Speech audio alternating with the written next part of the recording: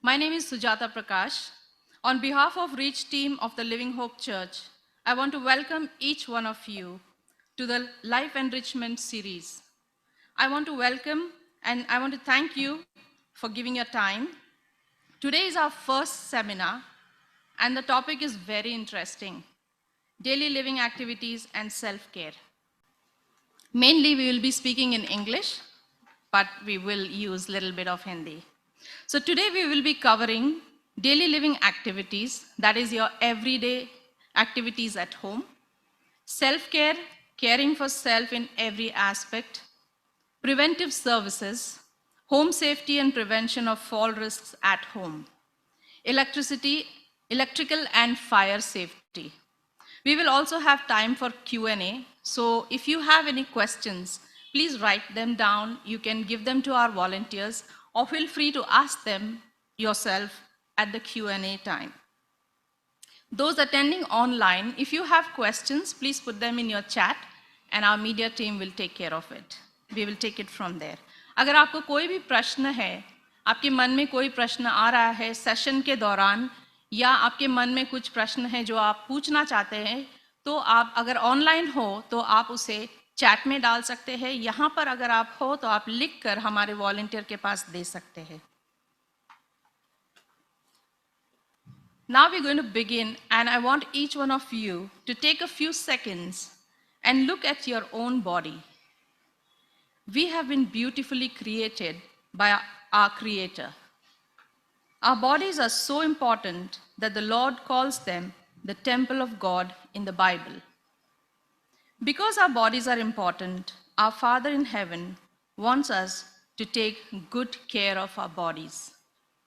क्योंकि पिता ने, परमेश्वर ने हमें इतना खूबसूरत बनाया है, पिता चाहता है कि हम हमारे शरीर को महत्वपूर्ण दे और उसका ख्याल रखें, अपने शरीर का अच्छी तरह से देखभाल करें. Our bodies are designed in amazing ways by God, and it will work properly if you know how to use it optimally.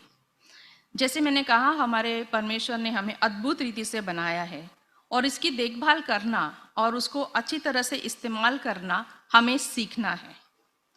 To show you how, today we have with us experts in the field of medicine, physiotherapy, occupational therapy, and safety here with us. We would now like to introduce and felicitate our resource persons for this evening. I would like to call upon Nikita on stage to give away our token of appreciation to each resource person. Firstly, I would like to introduce you to Dr. Vaishali Shah, occupational therapist and rehabilitation consultant. Dr. Vaishali Shah has completed her bachelor's degree in occupational therapy from Topiwala National Medical College and Nayar Hospital, Mumbai. She is a postgraduate in physical rehabilitation and has worked as a rehab consultant in multiple hospitals. Presently, she is working as a rehab specialist at Ashok One Hospital and providing her services in few other hospitals. Let's put our hands together and welcome Dr. Vaishali Shah. Doctor, please come on stage.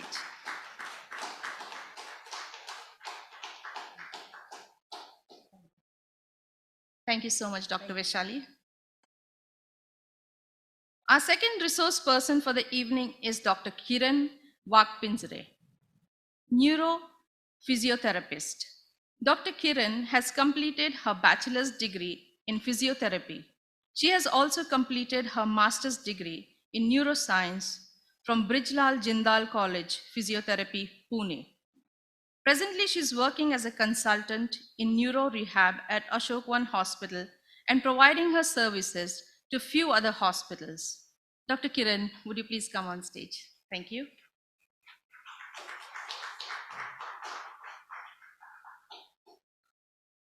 Thank you, Dr. Kiran. The next person I would like to introduce is Sharon Prasad, clinical counselor. Sharon has completed her master's in counseling and psychotherapy. She is presently working as spiritual care coordinator at Ashok One Hospital. She works closely with patients and their relatives, and her role requires counseling. She is actively involved in working alongside the hospital staff and coordinates activities and initiatives of support team. One such initiative is the Home Safety Assessment. In her one-year tenure at Ashok One, she has interacted with several elderly patients and their caregivers, and has had a first-hand understanding of their emotional needs and concerns. May we have Sharon on stage, please?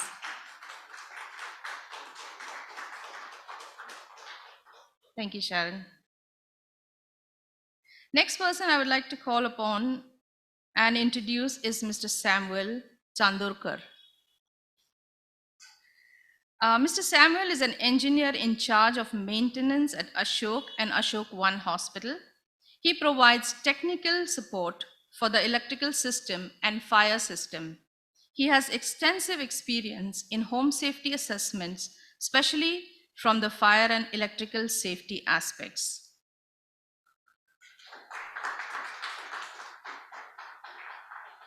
Thank you, Mr. Samuel. The next person I would like to introduce is Dr. Vinita. She's on the way, so we will move on. But I would like to just say a little bit about Dr. Vinita. Dr. Vinita holds a graduate degree in medicine, MBBS, and has done course in hospital administration and counseling. She's the managing director at Shalom Life Care and looks after the overall administration and staff at Shalom Life Care, which runs Ashok Hospital and Ashok One Hospital since inception. She is also a life member of Indian Medical College, Borivali, Medical Brotherhood, and Dahisar Medical Association. Some of us know Dr. Vinita very well and have worked with her. She's such a great blessing. Next person I'm going to introduce does not need an introduction because his passion for people and dedication speaks for him. It's none other than Dr. S.P. Matthew. Dr. Matthew has done his MBBS and MD in general medicine from the prestigious St. GS Medical College and KEM Hospital, Mumbai. He has been a consultant physician since 1996. He is a managing partner of Shalom Life Care and medical director of Ashok Hospital and Ashok One Hospital at Dahisar. He is also a life member of Indian Medical Association, Borivali, Medical Brotherhood, Dahisar Medical Association, and Association of Medical Consultants. He has special interests in preventive and holistic medicine, exercise, environment and health, information technology and compassion in medicine, artificial intelligence. Doctor, can we have you on stage, please? Let's put our hands together for Dr. Matthew.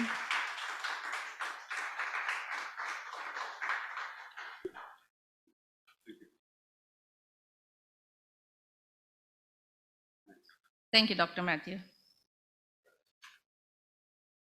Thank you, Nikita. Now, even as we move on and we are going to get the stage ready for our session. We are going to begin our session.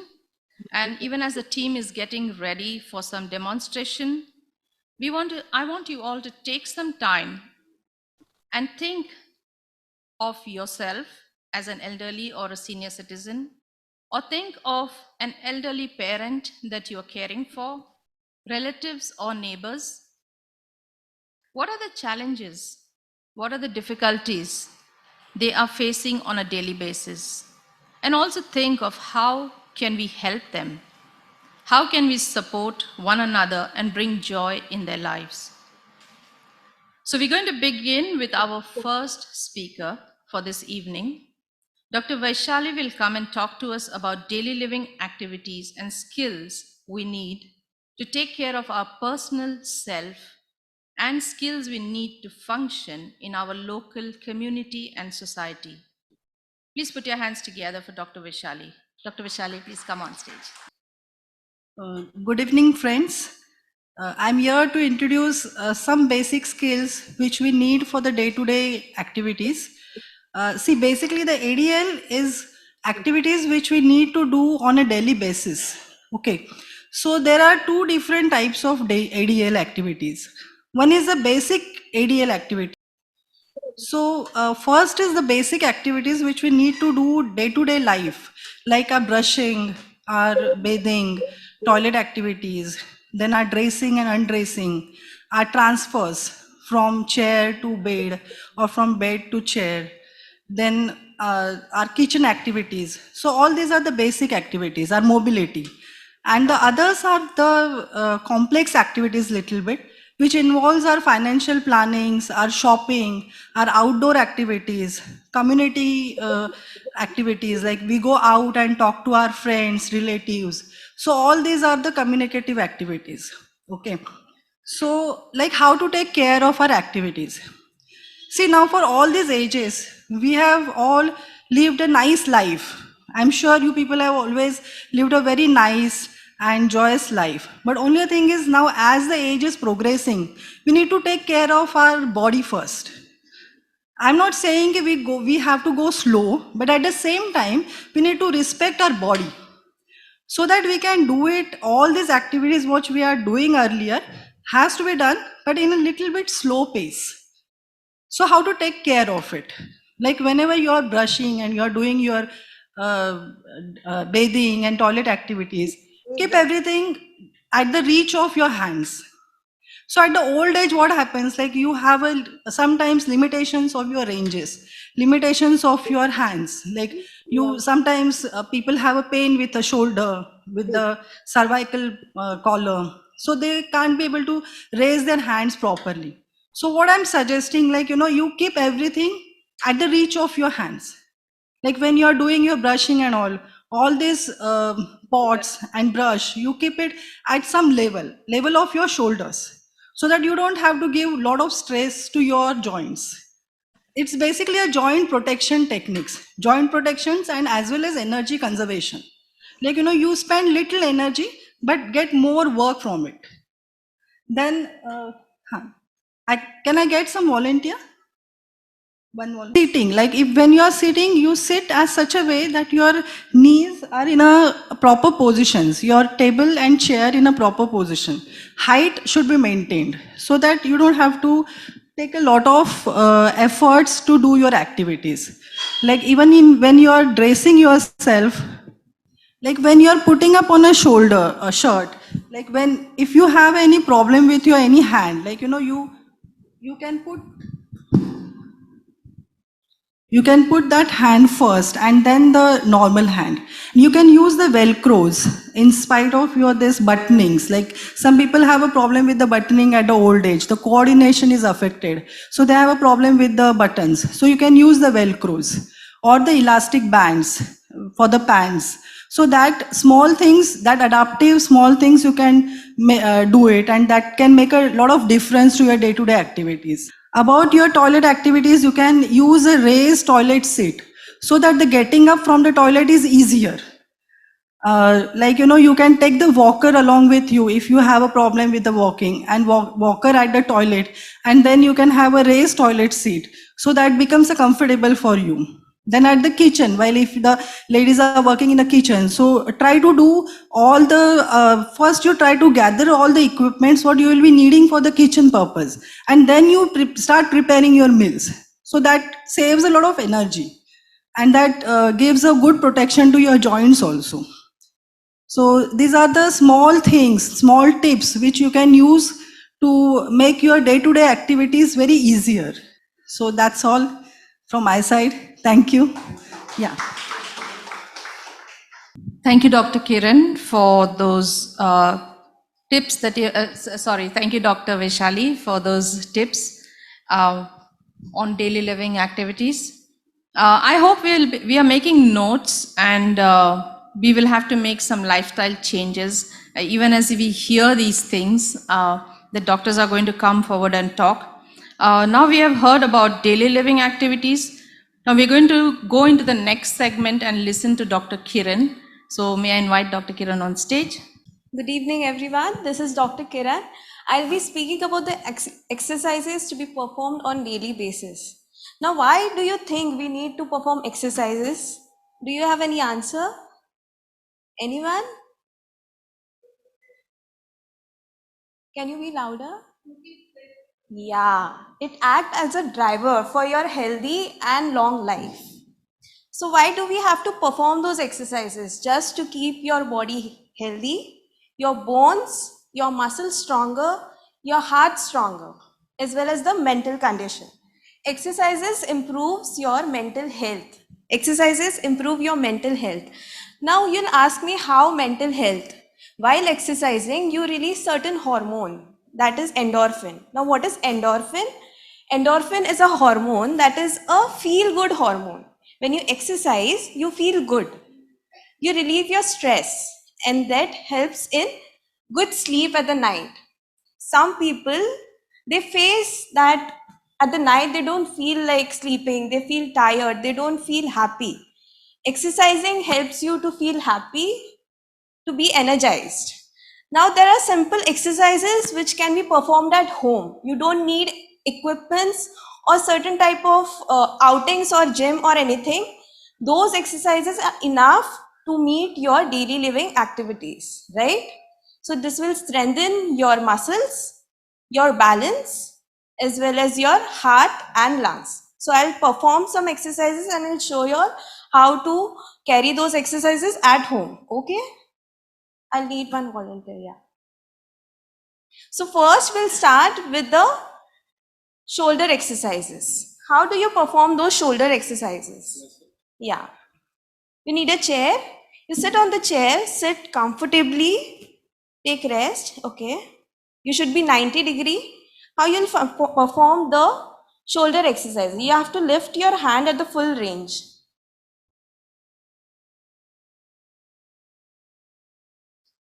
What is full range? Starting from your 0 degree towards 180 degree. This is your shoulder exercises. This you have to perform 10 times. Okay, once. Then you'll go towards the elbow exercise. How you'll perform elbow exercise? You'll just curl up your elbows. Start with 10 repetitions. Once you know you're comfortable with 10 repetitions, add on some weight. What weight you can use? You can use an half liter bottle. You can hold a half-liter bottle and just perform those exercises. Okay, then you'll move towards the wrist. What you'll do with the wrist? You'll gently move your wrist up and down, up and down. Okay, then we'll move towards the breathing exercise. This is the most important exercise. How you'll perform the breathing exercise? You'll gently move both the hands upwards. You'll inhale from your nose, deep inhalation, and while taking your hands down, you'll just exhale from your mouth. Can you perform it once again?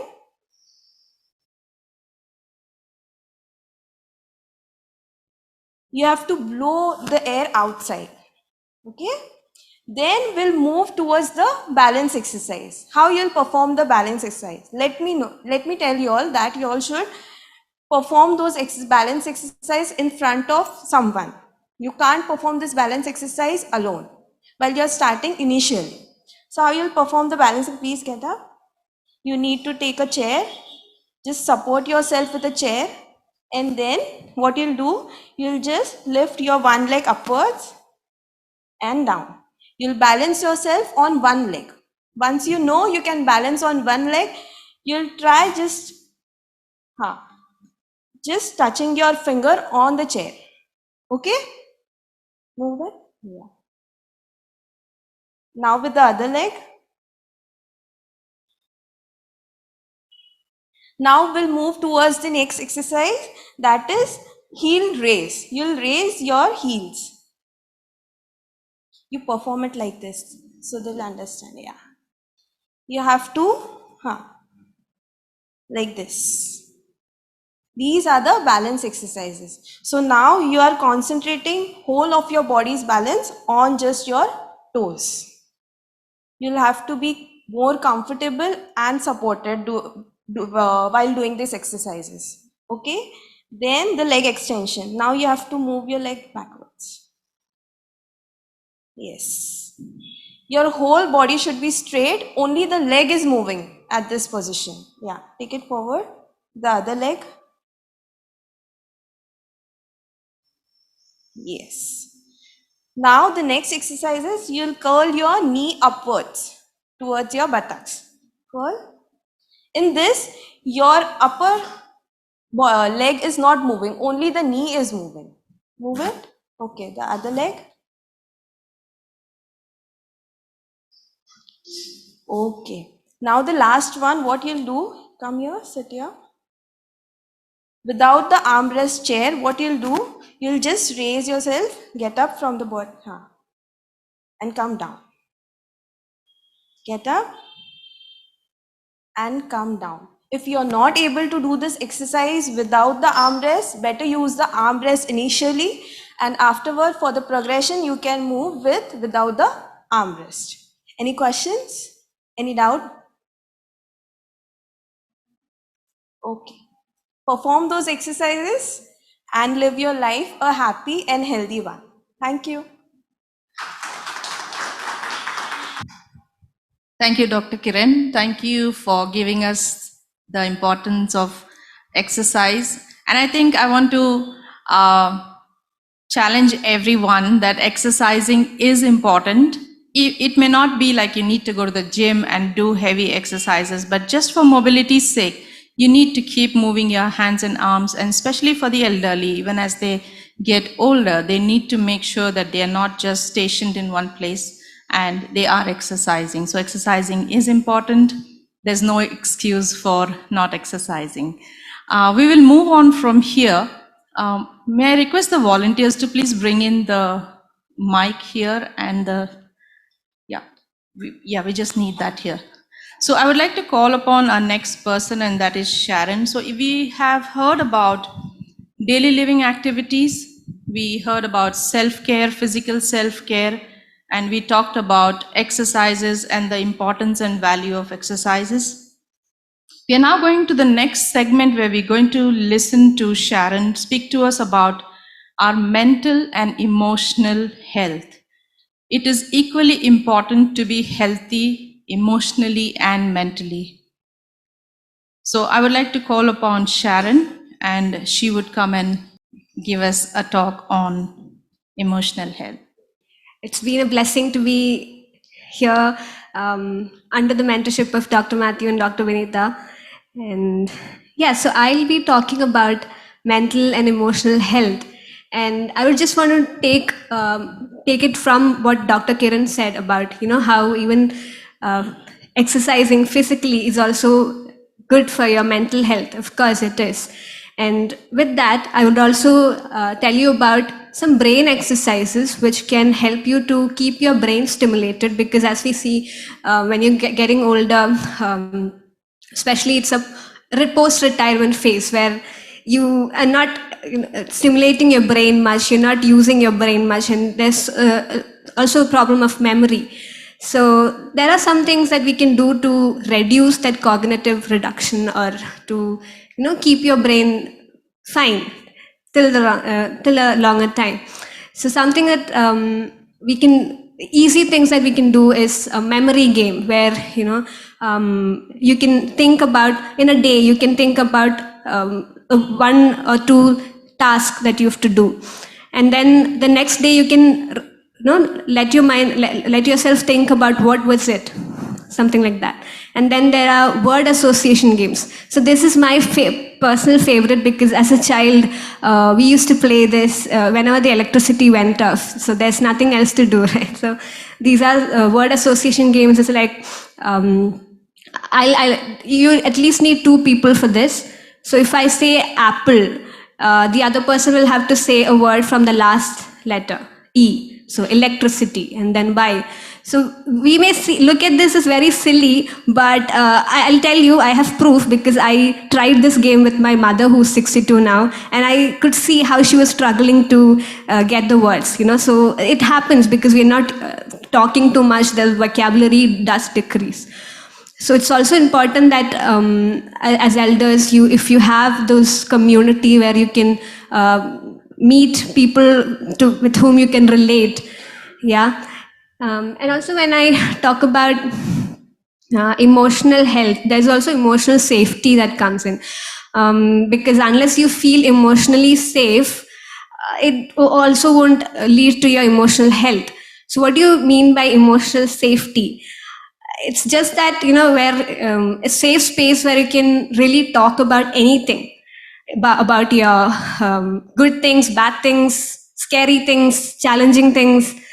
So it's very important that we have that space in it at home, of course, but sometimes it's really difficult because when you see, even the elderly phase it's a transition where you see that I would also relate it to what Dr. Vaishali said about even as we age, we want to keep doing all the things that we did as we were younger, but then you would see doctors suggesting you to just slow down, and that really, it's very difficult for us to really slow down. And why it happens is because our emotions are like, I've been so independent all my life, and I don't want to, depend on my children or anyone else. So you feel that helplessness and that sense of losing control.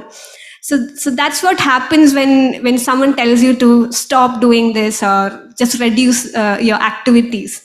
So I would suggest this is a time where the family members can pitch in and understand what is actually happening with the person, with the elderly person, when they hear this, or when you see that they're getting very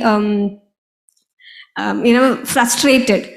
So it's very important that's why I say it's very important that we give them an safe space, an emotionally safe place where they can actually talk about these fears, the fear of losing control, the fear of being ill and being bedridden and having to depend on someone. And it also is applicable to the homemakers as well, because even when we see they've been taking care of the children all these while, they have some schedule to their routine, to their work, to their daily living. But then when you see when they see that the children are getting settled and they're more or less of work now, so that really affects them. So that is why these mental exercises can help, and also having a routine in your life. So when you see, this is not just for the elderly but also for everyone. Especially in the pandemic, what we saw was that sense of losing control, that there's so much of uncertainty, you just don't know what to do, there's a lot of time in your hands. So if you have a routine, I wouldn't say that you should have a rigid routine like 5 to 6 I have to do this, 6 to 7 I have to do this. It doesn't work that way. But then at least an idea of, okay, these are the tasks I need to do in a day. So that really helps when you get up in the morning and you see that, okay, I have something sorted for the day. Or else you just feel, getting up and what do I do with the day? And especially with elders, that's another problem, because suddenly they feel there's a loss of purpose. So till that retirement age, or till the time they were looking after their kids, they have they're living for someone, or they're doing something for themselves and for the society. So after a time you feel that, why am I living? What is the purpose? What am I doing? And all of those questions come in, right? So it's also important if you can have a hobby or revisit a hobby, or keep cultivating that something that you were passionate about earlier and you would want to take up now.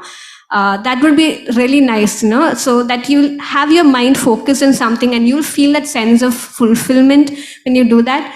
And I would suggest that we try to keep cultivating that hobby earlier, even before the retirement phase, because suddenly when we get retired, or suddenly when we feel that there's nothing to do, it takes a bit of time. And okay, then that's where when even counselors and people outside can help to guide them. Okay.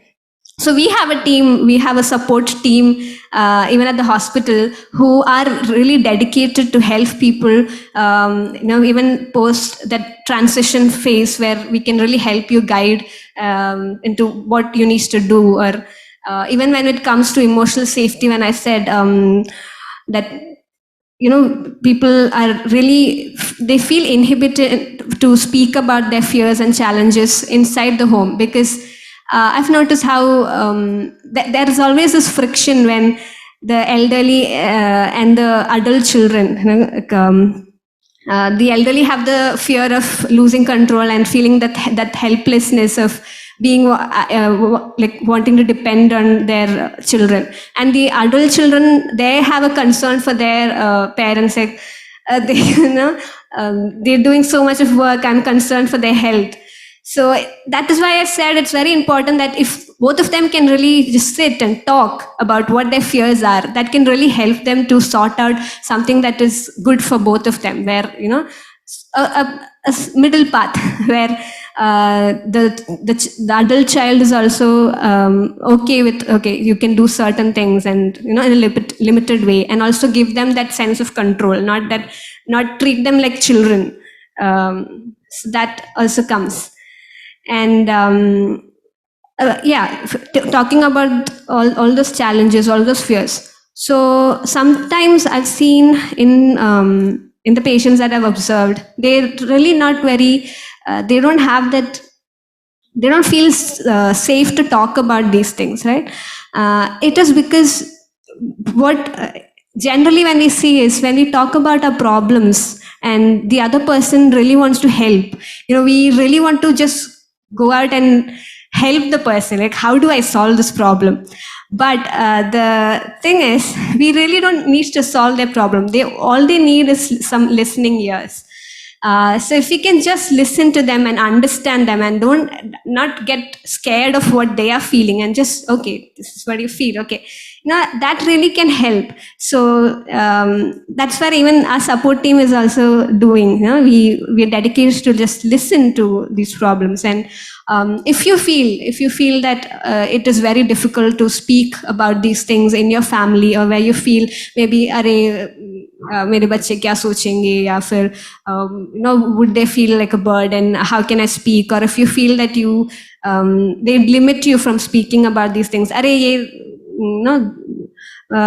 these are, you're not really sad, or you're not really tense, it's okay, kind of thing. If you feel that you're not given that space to talk, we always have these the team members who can really help you to just vent out, or just explore all those emotions of yours. So we are a team, non-judgmental. We can give you a non-judgmental space where you can talk about all these things. So our aim is actually to give this awareness to people that it's actually okay to talk about emotions. You don't have to be really tense or frustrated about what is coming up. Just talking can really help, and listening can really help. So yeah, that is what I wanted to give in. Thank you. Thank you, Sharon. That was such important for us. It's important to give people space. It's important to understand them. And it's important that there is somebody who is always there to listen to you. And it's also important for elderly and senior citizens to find someone that they can confide into, or just speak to somebody. That was great. Let's move on. We move on to our next segment. And we are now going into home safety, which is equally important. All of us feel very safe and secure at home, but sometimes home is also a place where accidents are most likely to occur, which results in injuries and sometimes could be very fatal. Prevention of such accidents is an important part of our daily living. So we'll now hear about preventive services and home safety from Dr. Matthew and Dr. Vaishali. Please put your hands together for both of them. So my name is Dr. Matthew, as Sujata mentioned, and Dr. Vaishali is an occupational therapist. And we both are very passionate about how you can live safely in your homes. As Sujata mentioned, home is a place where we feel that we should be safe. But it's also a place where, unfortunately, many accidents occur. Now, before we get to accidents, I want to show you all something which is even more common, and that is musculoskeletal injuries. So, Dr. Vaishali, can you come up on the stage? Many of the patients who started coming to me recently, you can sit on this chair, started complaining of various types of aches and pains. मुझे इधर दर्द हो रहा है, इधर दर्द हो रहा है, इधर हो रहा है. And I was wondering what is going on. And that's when I got interested in the field of ergonomics. And ergonomics is something which occupational therapists study, physiotherapists also study, and we as physicians also study. And ergonomics just means optimum usage of your body in a way that will promote well-being. And as I can see, the audience over here, none of you are sitting ergonomically. I know that because these chairs are not designed in that way. Now, if you look at how Dr. Vaishali is sitting, she's sitting with her back straight and her shoulders are back, and this is the way that an occupational therapist sits. But she's not sitting in the optimal way because the chair doesn't have elbow support. And if you look at the slide, when we have a chair, she will explain it to you. What are the components of a chair which you should sit on when you're working for 6 to 8 hours a day, or, not 6 to 8 hours. People are working for 12 hours, 13 hours, 14 hours a day. So, see, your table and your chair should have a proper height, so that you should not flex your neck too much also while working, and not even extending too back. So otherwise it will give you a pain at your neck. Even your elbows should rest like like this, so that you can work properly. Otherwise you will have a pain in your shoulders, in your elbows also.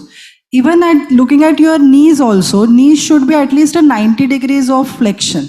It should not go back also, and should not be like this also. If you sit like this for the longer duration of time, your back will definitely have a problem. So you have to keep that in your mind when you are working for the more than 2 hours. You should keep yourself straight. Your back should be straight. Your knees should be straight. Your ankle should, foot should support at the ground. So these are the small things you need to keep in your mind while you are working. So it's very important to invest in a good chair and a table, so that as the presentation must be showing to you, or especially those who are attending on Zoom, that there's a 90-degree angle bend at the knee, 90 degrees for the elbow, neck and your back are straight. The line of visibility to your computer at the top of the screen should be at the level of your eyes. These are very basic tips by which you can ensure that your bodies are used optimally. Yeah. So now we'll go to home safety. It's our desire that we be safe at homes. And there are very simple steps that you can take to ensure that you remain safe. Now, this is a topic which has been studied extensively in the West. But in India, surprisingly, not many people focus on home safety.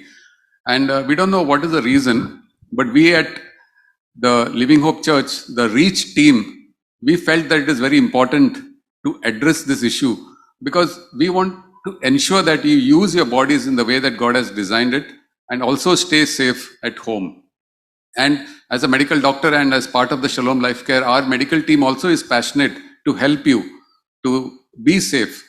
We have this home safety assessments where we do detailed assessments of the home for various aspects related to safety. Now, I can give you some simple tips.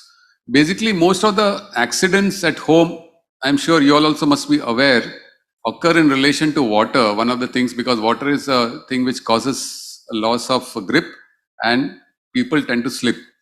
So bathrooms are one of the areas where accidents are likely to occur.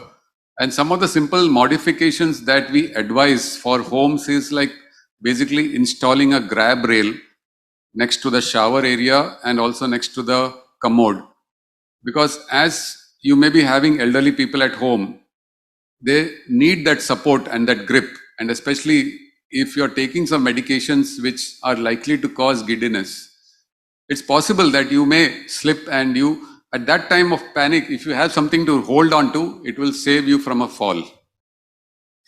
In the bathroom also, make sure that the surfaces are relatively non-slip and there is also adequate lighting. Because especially elderly people, when they have to pass more urine in the night and they have to get up, that is another time when they are likely to trip and fall, especially if there is no light or illumination on the way to the bathroom. So that's why it's said that 70% of the falls at home occur in the relation to activities related to the bathroom or the toilet. The other area which is very common for accidents is the kitchen. And having done many home inspections as part of our home safety, we found that there are a lot of things that people keep in their house which are called as clutter. We like to accumulate things, we keep on accumulating things, and I'm also guilty of that. My wife knows it. And these things then occur to such an extent that there is no place to walk around. So when you have to walk and there are clutter around, it's very likely that you can trip. In the kitchen, I found that people often keep very inflammable things, like maybe they have this fire which they light in the kitchen. There is an altar or something like that we have seen in many houses, and that is right next to the piped gas line. Samuel, our engineer, will share some stories after this talk of the things that we have seen. So these are things which are easily preventable. One of the things that you can make as a resolution is that if there is anything in your house that you have not used for the last 1 year, either you donate it to someone or you sell it to someone. I mean, there are two options. You have eBay and whatnot right now where you can take a picture of the things that you have not used and put it up. And you may get somebody who likes to use it, or just donate it. So usually when we do decluttering, one of the tips that I learned from one of the YouTube videos actually is that you take 2 boxes with you when you're decluttering. One box you label as donation and one you label as for sale. So the things which you find that you don't want to sell, you put it in the donation box. And there's the other things which you want to just, you feel they are valuable to someone or which can get a price for you, put it in that box. But at least that will clear your mental process so that you will be able to declutter your home. And decluttering is one of the main things to reduce fall risk at homes. The other thing that you can do is, like I mentioned, lighting is very important. So make sure that there is adequate lighting. Nowadays you get good motion sensor lights also, so that when elderly people or anyone, children also, when they are walking, the light turns on automatically so that they can be safe there. Now, if you look at the top 5 causes of falls, one of the things is impaired vision, which is but obvious that people who can't see clearly, they are more likely to fall. So please get your regular eye checkups done once a year at least, and see that you are wearing the correct prescription glasses. The other thing which you can do is that you can add color or contrast to areas which are of different heights. Like for example, if you look behind at Hope Center, there are these yellow and black lines which are the hazard lines, so that when a person is walking, they know, yeah, there is a step over there. So these are again simple things you can do. You can do some, the other thing which is important to keep in mind especially is what medications you're on, because certain medications can make you feel a bit groggy or or drowsy, and there are also certain medications that make people increase their urine output, so they tend to pass more urine. So these are things where it's important to keep a list of the medications that you're taking or that your near and dear ones are taking, and keep it in a place where other people can access it if required, to make sure that these are the correct medications. One of the other common reasons for falls at home is weakness, which can be musculoskeletal, both weakness or loss of balance. So when these type of issues are identified in the first place, when you visit a physiotherapist or an occupational therapist and they do what is called as a fall risk assessment, there is a balance scale. We do it for every patient who comes to our hospital, because this is part of our checklist for fall risk, so that we don't want the patients who are discharged from the hospital to go home and have a fall. So we do that as a preventive thing, so that people who have a high fall risk are given special attention, exercises which Dr. Kiran said, and there are a lot more exercises. for muscle strengthening and for balancing, which will really help you and your near and dear ones to improve their balance and reduce the risk of falls. Other than that, there are various chronic conditions which people have: diabetes, people have hypertension, stroke, heart disease. So make sure that all these conditions are properly managed as per the best treatments that you can get. Besides this, like I mentioned, grab rails in the areas where, like in the bathrooms. If you have a long corridor or a passage, make sure that you at least put those railings at the side, so that if anybody is walking and they suddenly feel giddy, or there is some water and you slip, you have those grab rails to hold on to. Lighting, like I mentioned, and nowadays you get various other devices. Like I've seen many people abroad who are monitoring their parents at home using cameras. So they are constantly monitoring that. They can see on their phones that what their parents are doing, I mean, in the hall and whatever, I mean, as per the privacy things, but at least they make sure that they are aware generally. So these types of technologies are also available. So as I was saying, home safety is very close to our heart, and we do whatever is possible to ensure that you feel safe at home, your loved ones are safe at home. So besides all the exercise tips and everything that we have mentioned, we can offer home safety as a scientific method of understanding where and what things you can do. So for example, in my parents' house, when we did home safety, I myself was surprised to see that the bathroom had a lock which sometimes used to close, but it would not open. So which was again a cause of panic for parents, because it was an old lock. So it was time to get that changed. The other major risk at homes is fire and electrical hazards, for which I will ask Samuel to just come on stage. अभी जो मैं बताने जा रहा हूँ electricity, वो सबको पता है घर में. अभी बड़े बड़े जो इंडस्ट्रियल एरिया होता है उधर इलेक्ट्रिकल ऑडिट होता है, लेकिन होम सेफ्टी में नहीं होता है. घर पे कोई ऑडिट नहीं करके लेता है इलेक्ट्रिकल का, और सबसे ज़्यादा जो प्रॉब्लम होता है वो घर पे ही होता है. ओके, तो हम जो सर ने हमको, हम हॉस्पिटल में तो पेशेंट का ख्याल रखते ही है, लेकिन हम घर में भी जाके ख्याल रखते हैं. उसके लिए हमारा होम सेफ्टी टीम है.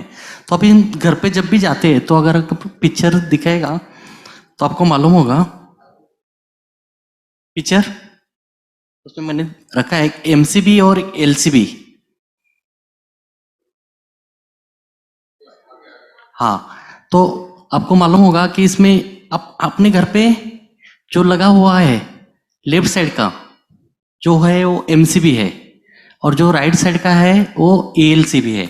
अभी दोनों का फर्क मैं आपको बताता हूँ.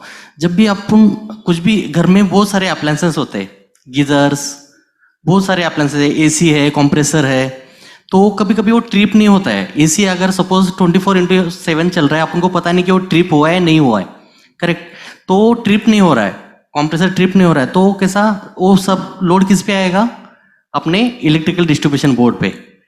तो वो फायर होने के चांसेस इस पे रहते हैं. तो हम अभी एडिशनल टेक्नोलॉजी ये आ गया कि वो उस जगह एमसीबी निकाल के, जो लेफ्ट साइड में आप देख रहे हैं एमसीबी, वो सबके घर में वही है, वो निकाल के सिर्फ आप उनको वो जो एएलसीबी है, अर्थ लीकेज सर्किट ब्रेकर, वो डालना है. वो डालने से क्या होगा, जो भी कोई भी अपना अप्लायंसेस है, जो भी शॉर्ट सर्किट होगा, कुछ भी होगा, तो वो फायर नहीं होगा, वो ट्रिप होगा, क्योंकि वो 300 मिली एम्पियर है.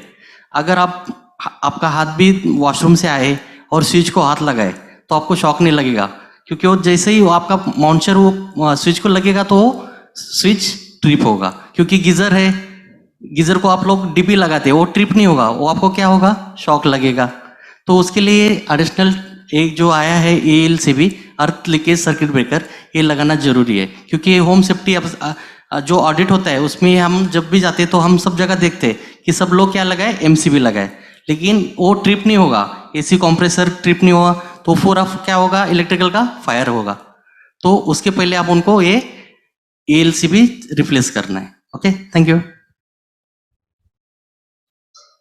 Yeah, thank you, Samuel, for that very, very informative. This is just a small glimpse of what he has done. There are many other things which he has not shared because of paucity of time.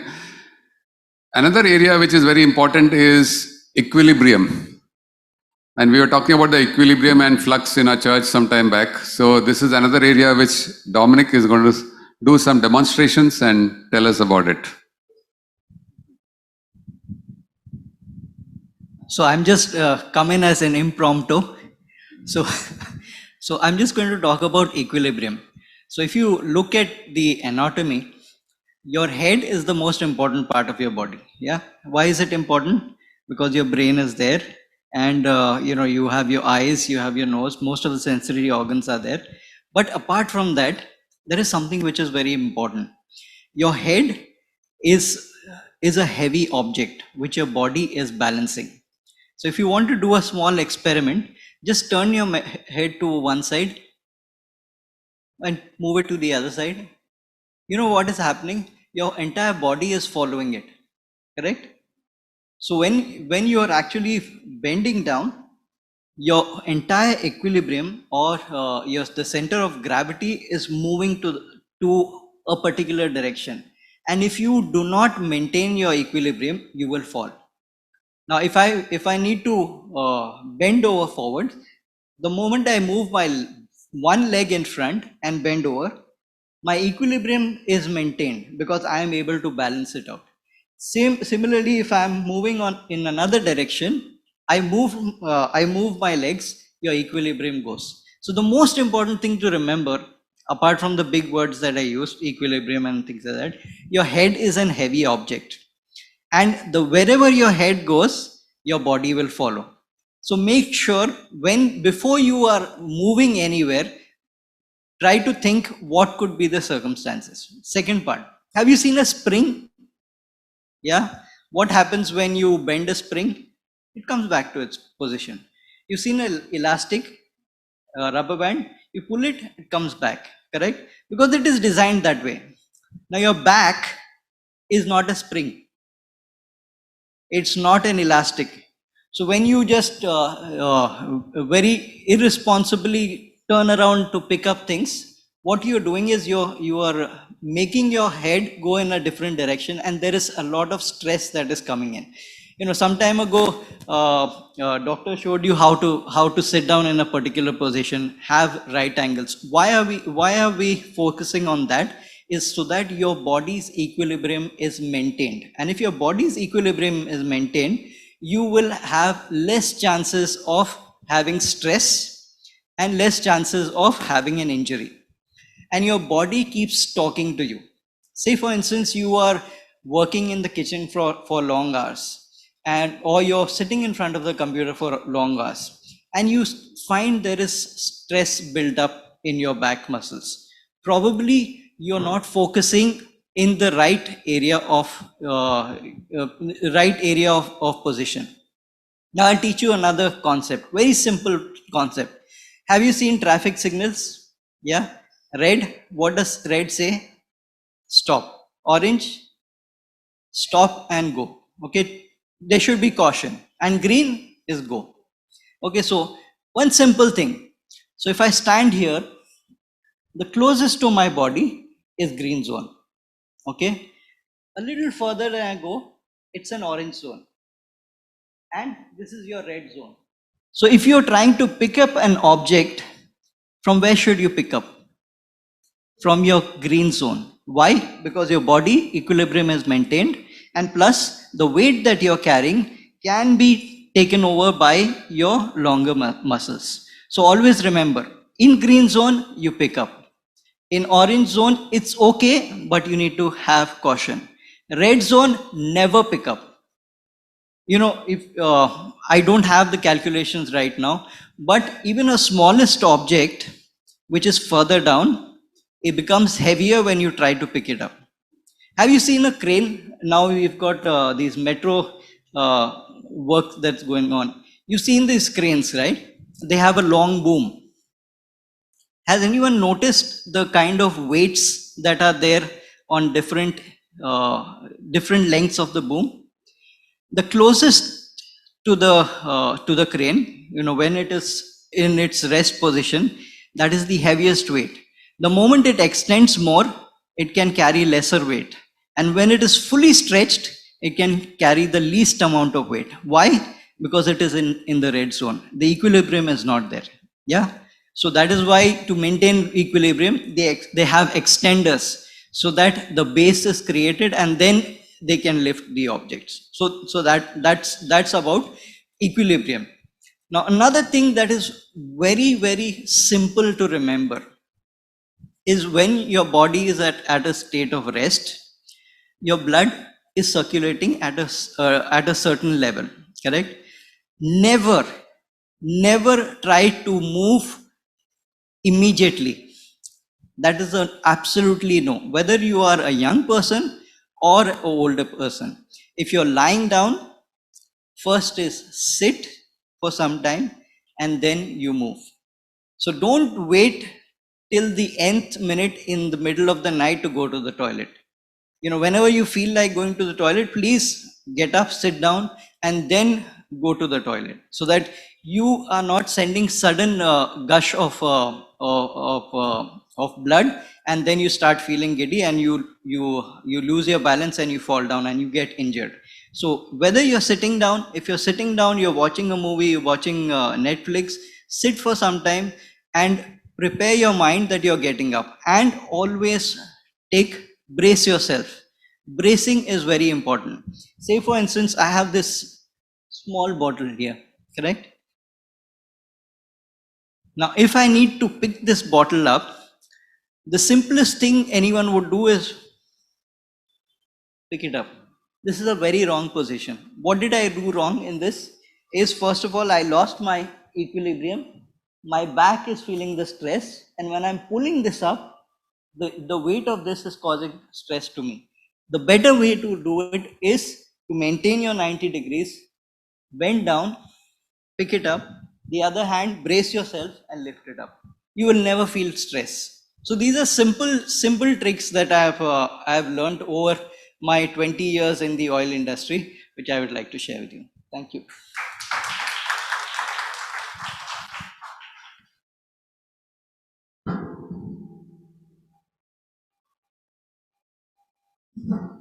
Thank you, Dr. Matthew, Dr. Vaishali, Mr. Samuel, and Dominic. It's amazing the amount of information we have got today. It is something that we need to not only think about, but consciously do these things to be healthy. I think all the information that has come in should make us think and realize, am I doing things the right way? Am I hurting myself subconsciously, unconsciously? And as we are aging, I think we have to be very careful and conscious of what we can do and for what we need help. Like Sharon shared, sometimes you feel, I could do so much and I'm able to do so much. I was able to do so much. Why can I not do it now? It's not that you are not able to do it, but like they explained to us, that our body is aging. So we need to take care. We need to use our body in the right way according to our age. And there is no need to feel I'm helpless, I'm hopeless. That should never come into your mind, because that's not what is true. You do need help, and all of us need help at every age, from children, youth, young adults, and even as we age. So there's nothing wrong to ask for help, but it's so much easier to be healthier. It's so much easier to be safe. And all that doctor explained about home safety is so important. So let's make it a point to make these suggested changes, whatever possible in our homes. Let's make practice good habits, best practices. Let's have best practices at home to keep yourself and your family members safe, and especially the elderly. So now that we have shared so much information, I'm sure we have questions. Even online, we are looking at the chat. If you have any questions, अगर आपके मन में कोई सवाल आ रहा है, आपके मन में कोई किसी तरह का डाउट है, आप पूछना चाहते हैं, तो प्लीज आपका सवाल चैट में डालिए और हमारी मीडिया टीम उससे हम तक पहुंचाएगी. Here, if anybody has questions, please feel free to ask these questions, and I would like to call all the panel members here on stage, and we will take those questions. So please feel free to ask questions. Just to begin with, Doctor, I just had a question about how important is exposure to sunlight for a senior citizen or for a person over the age of 60 who's always staying at home? Exposure to sunlight is one of God's gifts to us.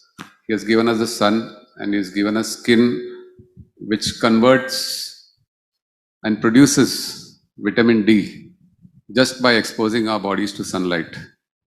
In India, more than 80 to 90% of people are deficient in vitamin D, studies have shown.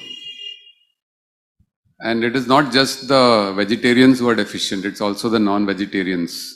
Because vitamin D, as you know, dietary sources are only found in non-vegetarian sources. But still, majority of people are deficient. And it is important that you get adequate exposure to sunlight at least half an hour, either in the morning or in the evening. We know that in Mumbai it's a luxury to get exposed to sunlight, but please try to do that whenever you can.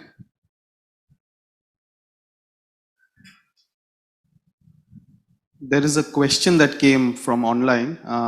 Which is a good work table and chair to buy for home office?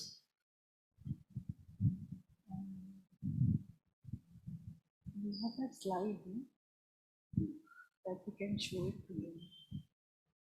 Dr. Vaishali is not endorsing any brands. She is saying please refer to the slide which has the measurements, because there are scientific measurements which are designed for your body. So it has to be specific to your height, so that so that when you are sitting, your feet should be flat on the floor and your knees should be at a 90-degree angle. So the chair should be at that height. I've seen people sitting and they put books under their feet because their chairs are so high that their feet don't touch the ground, which is not ideal. So it's important that you take the measurements and accordingly buy the chair. And the chair should have a elbow support, which should ensure that your elbows are at a 90-degree angle. And preferably if that elbow support also moves a bit, then it will provide additional support. And the back should have a lumbar support also. And the table should be at a height which should be, normally the height is 30 inches. But I feel that nowadays, because we don't spend that much time reading, but most of our times we are on the mouse. Nowadays they recommend that the table should be a bit lower for if you're using it only for computers. If you're in the previous, like in the last few decades before, people used to write. So when you're writing, you can write with an angle like this, but when you're on the mouse and keyboard, it's always better to keep at the 90 degrees and see that your arms are moving from here. Try to avoid movements at the level of the shoulder, because that will provide pain in the long run. So as far as possible, keep elbow supported and use your movements over here. Anything to add, Doctor? Yeah. There's one more question. Climbing the stairs causes knee pain. Any exercise suggested? Yeah, so this is the most common problem faced by geriatric population. So we definitely have some sort of exercises for knees. So those differ according to the age, according to the condition. So generally for those people who have knee pain, we have static exercises. Static exercises, one simple exercises, I will let you know. You can take a roller of a towel, you can roll it, keep beneath your knee and just press it down, hold for 5 seconds and leave. You can do this exercises thrice a day for 10 repetitions. In supine line, like in bed lying position, on the bed, lying down position, lying on the bed, yeah. Keep beneath the knee and just press it down, hold for 5 seconds and then release. This will strengthen your muscles around the knee as well as your knee.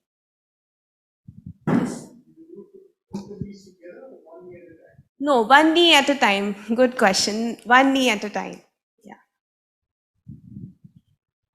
There's one more question. How many hours in one span should a senior citizen spend on their laptops, tablet, television? I'm sure that's asked by some concerned wife. It's a concerned daughter, actually. I think Sharon can speak on it. No, actually, there is no specific time for that. Yeah, there is no specific time particularly fixed for such position. But yeah, every 15 minutes, you have to change the position. You can't be in that position for more than 15 minutes. So keep that in mind. Every 15 minutes, you just stretch your body, just stand, go around your house. That's it.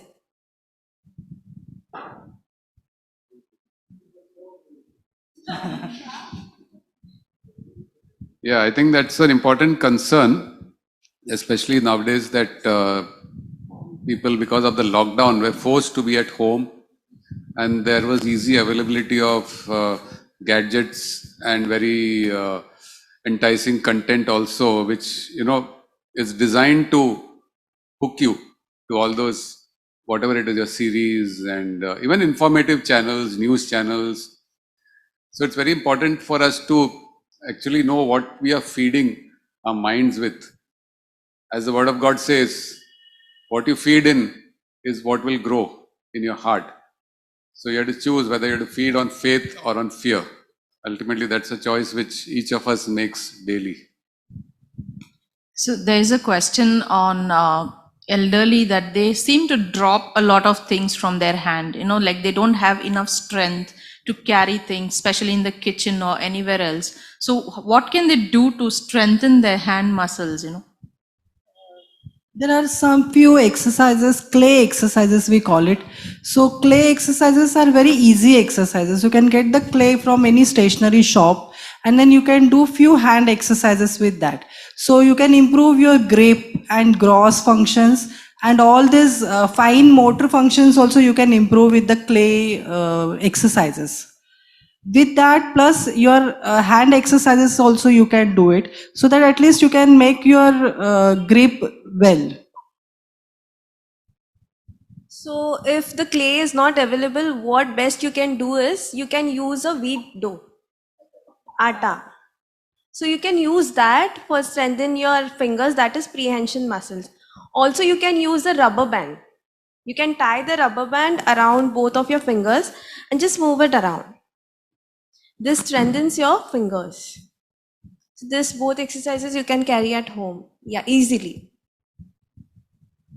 Question, for the elderly people, especially during the evenings and nights, they sometimes don't drink water because of the concern of getting up too often. But water is important. So how do you solve this dilemma, or how do you help them? Any thoughts, please? Drinking water, because not only for the elderly, but even for other people, the amount you should drink, things like that. Yeah, this is a very common question. Thank you, Justin, for that. By and large, what we do is most of the people who are elderly, they are on various medications, and they also have some other ongoing conditions like heart disease, where even otherwise, or heart or kidney, where the water intake is restricted. So in these cases, what we advise is that you try to finish off your quota of the water intake before 7 or 8 o'clock in the night, so that after that you don't try to avoid drinking water, because you have had your whatever is required in the day. Now, if the climate is very hot and you are perspiring a lot, in those cases, then an extra 500 ml your doctor may permit you to drink in a day. But otherwise, it's good to reduce your water intake after the evening to avoid having to pass more urine in the night. Yeah. How much of sleep is required? And if someone is facing a problem of not getting sleep properly, should medication be allowed? Yeah, that's a good question. I'm glad that all of you are awake. Sleep, 6 to 8 hours of sleep is recommended, and the quality of sleep is even more important because we have various types of sleep. We have the type 1, type 2, type 3, and then we have the REM, that is the rapid eye movement sleep. Okay, so in sleep, when you typically sleep for 6 to 8 hours, ideally at night, that's how God has designed our bodies to sleep in the night. So when that happens, there is a lot of work going on behind the scenes. Your body is repairing and servicing itself. In the first 3 to 4 hours of that sleep, of that 6 to 8 hours of sleep, you go into what is called as the deep sleep. In that deep sleep, your physical body gets serviced.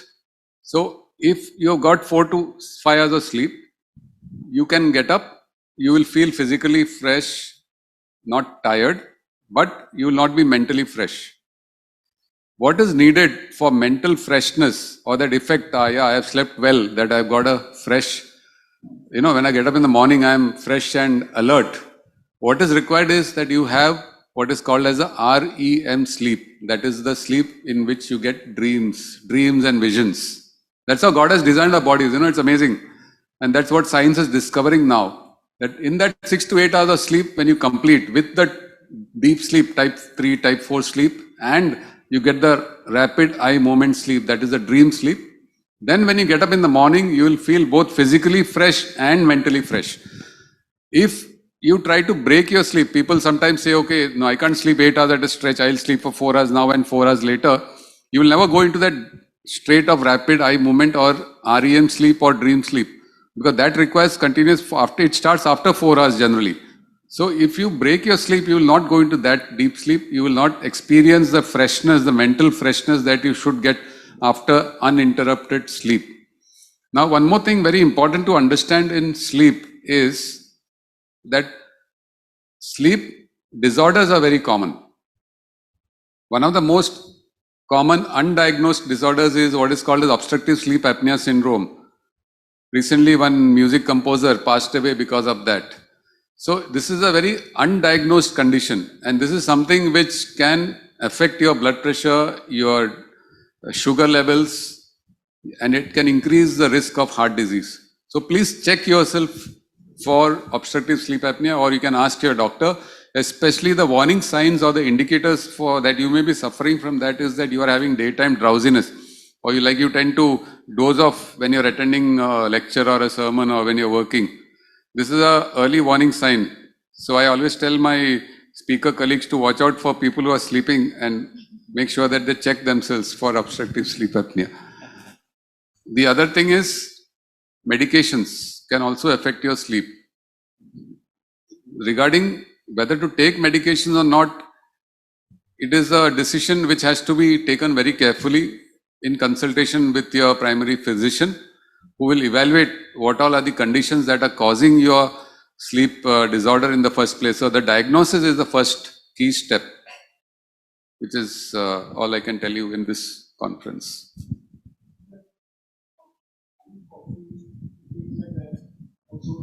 Those things also affect your sleep, please. Yes, having coffee, tea, chocolate, many things can affect your sleep.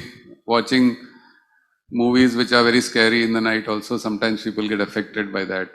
I mean, there are various things that do affect. So it is wise to see what you're consuming, whether it is whatever content you're consuming, whether it is food or social media, anything. Because recently I heard somebody say that they got some WhatsApp forward of some person and after that they lost sleep. So the question is that they saw that when they're going to sleep. So ideally what we recommend is that you switch off your mobile at least 1 hour before you plan to sleep, if you want to get a good night's sleep. Right?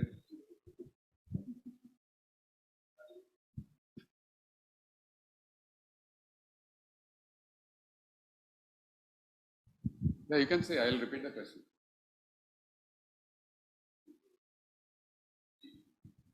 Rodney, we can hear you. I'll repeat.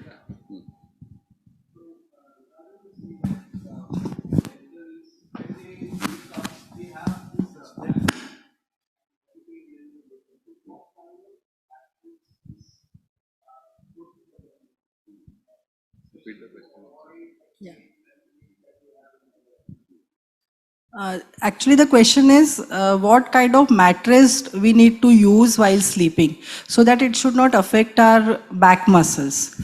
Uh, Actually, the mattress should be a hard enough, and a coir mattress or hard mattress, that is the best for the sleep.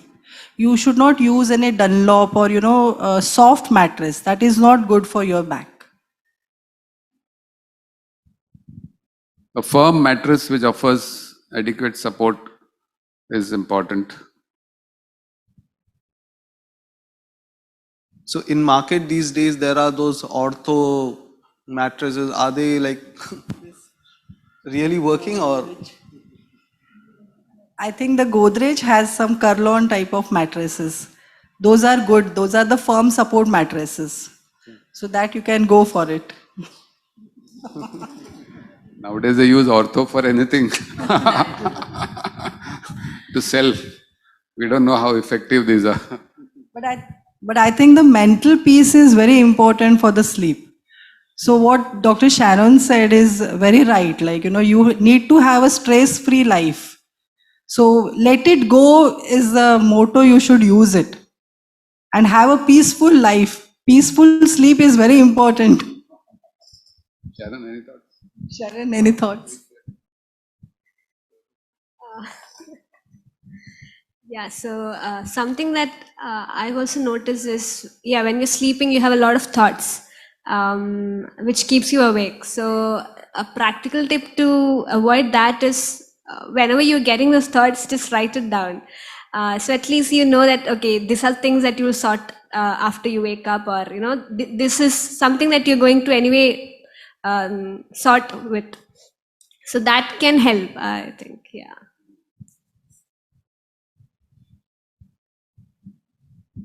Any questions for our engineer Samuel? He's also here. You can ask him.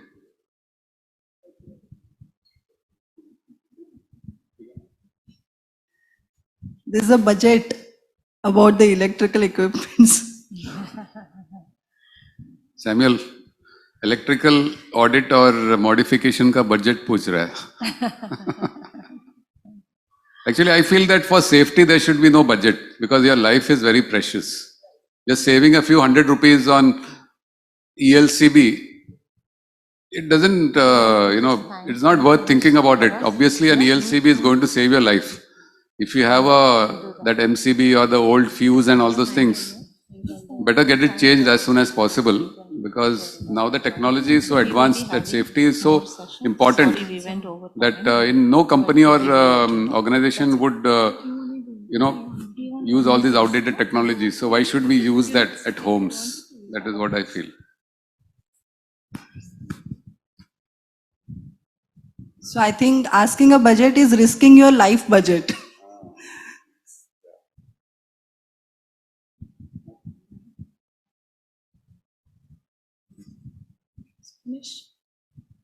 If there are no more questions here or on the Zoom platform, then I will like to invite Dr. Vinita Matthew for the vote of thanks.